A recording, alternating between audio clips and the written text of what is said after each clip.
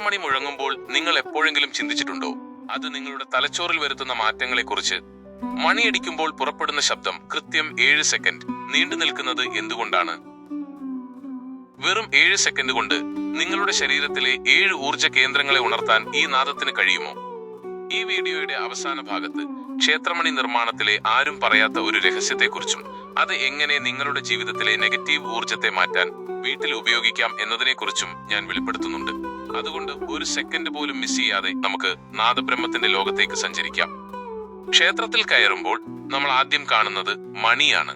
പുരാതന ആഗമശാസ്ത്രങ്ങൾ പറയുന്നത് മണിനാഥം ദേവതകളെ പ്രീതിപ്പെടുത്താനല്ല, മറിച്ച് നമ്മുടെ ഉള്ളിലെ നിശബ്ദതയെ ഉണർത്താനാണെന്നാണ്. ക്ഷേത്രമണികൾ നിർമ്മിക്കുന്നത് വെറുമൊരു ലോഹം കൊണ്ടല്ല. കാഡ്മിയം, ഈയം, ചെമ്പ്, സിങ്ക്, നിക്കൽ തുടങ്ങിയ ലോഹങ്ങൾ കൃത്യമായ അളവിൽ ചേർത്താണ് ഇവ ഉണ്ടാക്കുന്നത്. ഇത് അടിക്കുമ്പോൾ ഉണ്ടാകുന്ന ശബ്ദം നമ്മുടെ മസ്തിഷ്കത്തിന്റെ ഇടത് വലത് ഭാഗങ്ങളെ ഒരേ സമയം ഉത്തേജിപ്പിക്കുന്നു. സാധാരണ ശബ്ദങ്ങൾ പെട്ടെന്ന് നിലയ്ക്കും. എന്നാൽ ക്ഷേത്രമണിയുടെ എക്കോ നമ്മുടെ ശരീരത്തിലെ 7 ചക്രങ്ങളെ സ്പർശിക്കുന്ന രീതിയിലാണ് രൂപകൽപ്പന ചെയ്തിരിക്കുന്നത്. എന്തുകൊണ്ടാണ് ഈ 7 സെക്കൻഡ് ഇത്ര പ്രാധാന്യമുള്ളതാകുന്നത്? മനുഷ്യ ശരീരത്തിൽ പ്രധാനമായും 7 ഊർജ കേന്ദ്രങ്ങളുണ്ട്. മൂലാധാരം, സ്വാധിഷ്ഠാനം, മണിപൂരകം, അനാഹതം, വിശുദ്ധി, ആജ്ഞ, സഹസ്രാരം എന്നിവയാണവ. മണിനാദം മുഴങ്ങുമ്പോൾ ആ ശബ്ദ തരംഗങ്ങൾ ഈ 7 കേന്ദ്രങ്ങളിലൂടെയും കടന്നുപോകുന്നു. ആ നിമിഷം നിങ്ങളുടെ ചിന്തകൾ പൂർണ്ണമായും നിലയ്ക്കുന്നു. മനസ്സ് ശൂന്യമാകുന്നു. ആ ശൂന്യതയിലാണ് യഥാർത്ഥ പ്രാർത്ഥന സംഭവിക്കുന്നത്. നിങ്ങൾ ഒന്നോർത്ത് നോക്കൂ, മണിയടിച്ച ഉടനെ നമ്മൾ കണ്ണടയ്ക്കുന്നത് എന്തുകൊണ്ടാണ്? ആ ശബ്ദം നമ്മളെ നമ്മളിലേക്ക് തന്നെ തിരിച്ചുവിടുന്നത് കൊണ്ടാണ്. ഇത് ഭാരതത്തിൽ മാത്രം ഒതുങ്ങി നിൽക്കുന്ന ഒന്നല്ല. ടിബറ്റൻ സിംഗിങ് ബൗൾസ് മുതൽ ലോകത്തിലെ പ്രശസ്തമായ പള്ളികളിലെ മണികൾ വരെ ഇതിന്റെ വകഭേദങ്ങളാണ്. ഇതിനെ സൗണ്ട് തെറാപ്പി എന്നാണ് ആധുനിക ശാസ്ത്രം വിളിക്കുന്നത്. ലണ്ടനിലെ ബിഗ് ബെൻ ആയാലും മോസ്കോയിലെ ഭീമൻ മണികളായാലും ലോഹവും ശബ്ദവും ചേർന്നുള്ള ഈ മാന്ത്രികത മനുഷ്യകുലം പണ്ടേ തിരിച്ചറിഞ്ഞതാണ്. പലരും ചോദിക്കാറുണ്ട്, വീട്ടിൽ മണിയടിക്കുന്നത് നല്ലതാണോ എന്ന്. തീർച്ചയായും നല്ലതാണ്. സന്ധ്യാസമയത്ത് വീട്ടിൽ ചെറിയ മണി മുഴക്കുന്നത് അന്തരീക്ഷത്തിലെ നെഗറ്റീവ് വൈബ്രേഷനുകളെ മാറ്റാൻ സഹായിക്കും. എന്നാൽ ലോഹത്തിന്റെ ഗുണനിലവാരം പ്രധാനമാണ്. നല്ല ലോഹക്കൂട്ടുകൾ കൊണ്ടുണ്ടാക്കിയ മണിയാണെങ്കിൽ മാത്രമേ ആ 7 സെക്കൻഡ് വൈബ്രേഷൻ ലഭിക്കൂ.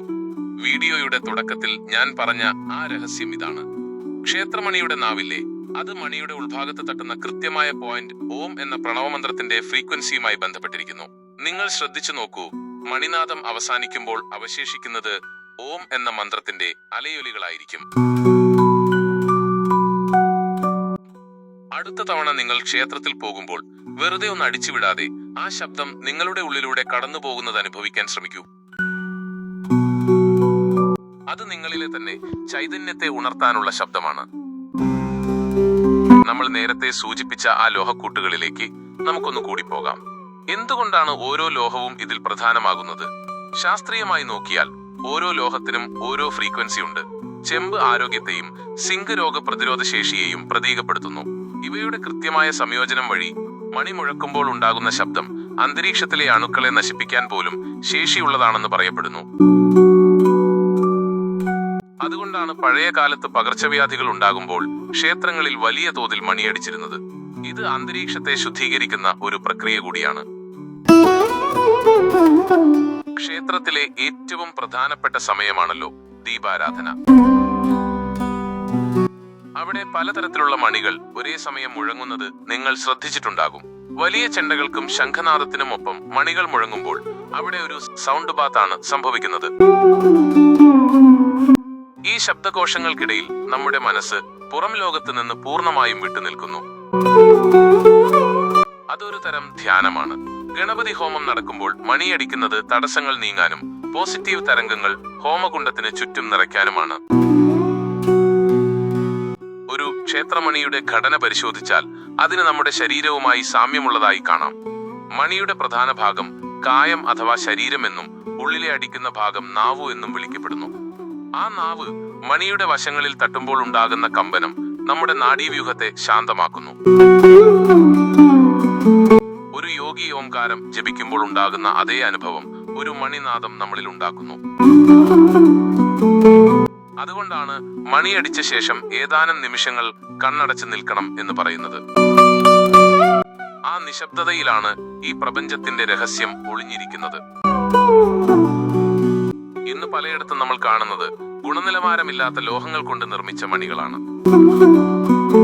അവ വെറുമൊരു ശബ്ദം മാത്രമേ ഉണ്ടാക്കുന്നുള്ളൂ, മറിച്ച് നമ്മൾ ഈ പറഞ്ഞ ആന്തരിക മാറ്റങ്ങൾ അവയ്ക്ക് നൽകാൻ കഴിയില്ല. പുരാതനമായ രീതിയിൽ മണികൾ വാർത്തെടുക്കുന്ന ശില്പികൾ ഇന്നും നമ്മുടെ ഇടയിലുണ്ട്.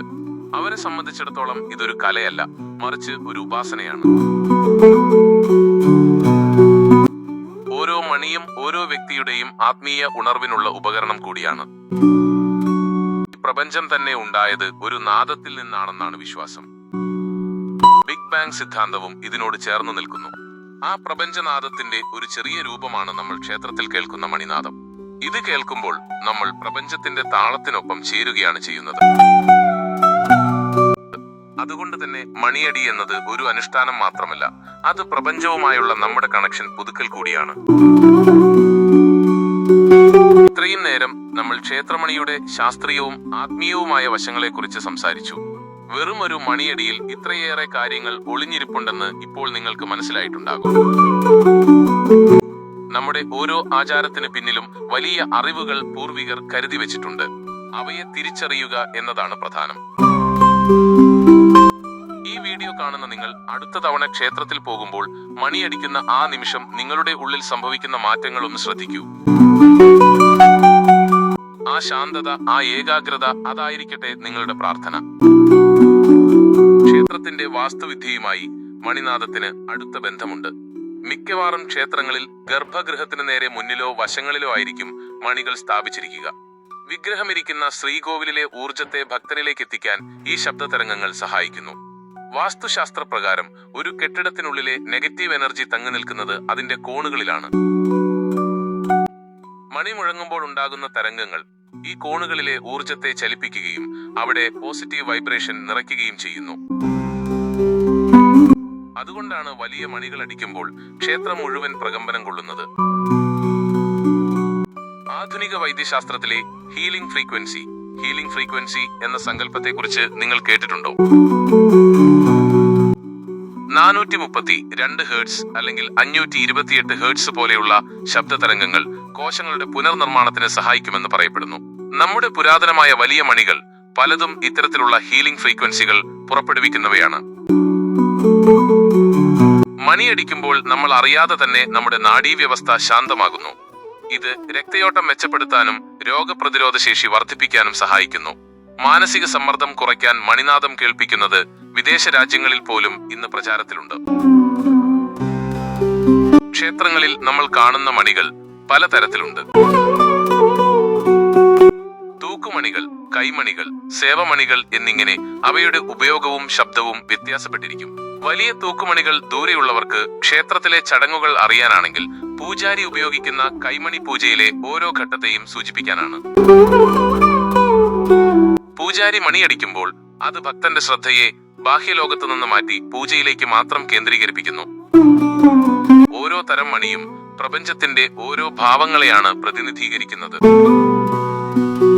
ആഗമശാസ്ത്ര പ്രകാരം മണിനാദം എന്നത് മന്ത്രങ്ങളുടെ മാതാവായിട്ടാണ് കണക്കാക്കപ്പെടുന്നത്. ഓം എന്ന പ്രണവമന്ത്രത്തിൽ നിന്ന് എങ്ങനെയാണോ സകല മന്ത്രങ്ങളും ഉണ്ടായത്, അതുപോലെ സകല വാദ്യങ്ങളുടെയും സത്ത മണിനാദത്തിലുണ്ട്. മണിയടിക്കുമ്പോൾ ഉണ്ടാകുന്ന ശബ്ദം അനാഹത ധ്വനിക്ക് തുല്യമാണ്. അതായത് പുറത്തുനിന്ന് കേൾക്കുന്ന ശബ്ദമല്ല, ഉള്ളിൽ നിന്ന് മുഴങ്ങുന്ന ശബ്ദം. യോഗികൾ തങ്ങളുടെ ധ്യാനത്തിന്റെ ഉയർന്ന അവസ്ഥയിൽ കേൾക്കുന്ന അതേ ശബ്ദമാണ് ഒരു ക്ഷേത്രമണി നമുക്ക് പുറമെ കേട്ടുതരുന്നത്. ഇത് നമ്മെ ധ്യാനത്തിന്റെ ആദ്യപടികളിലേക്ക് കൈപിടിച്ചുയർത്തുന്നു. നമ്മുടെ ശരീരം ഒരു ക്ഷേത്രമാണെന്നും നമ്മുടെ ഉള്ളിലെ ആത്മാവ് ദൈവമാണെന്നും സങ്കല്പിച്ചാൽ ഈ മണിനാദം ബോധത്തിന്റെ ഉണർവാണ്. നമ്മൾ ഉറക്കത്തിൽ നിന്ന് ഉണരുന്നത് പോലെ അജ്ഞാനത്തിൽ നിന്ന് ജ്ഞാനത്തിലേക്ക് ഉണരാനുള്ള ആഹ്വാനമാണ് ഓരോ മണിനാദവും. തമസോമ ജ്യോതിർഗമയ എന്ന പ്രാർത്ഥന പോലെ ഇരുട്ടിൽ നിന്ന് വെളിച്ചത്തിലേക്കുള്ള പാതയാണ് ഈ ശബ്ദം നമുക്ക് കാണിച്ചു തരുന്നത്.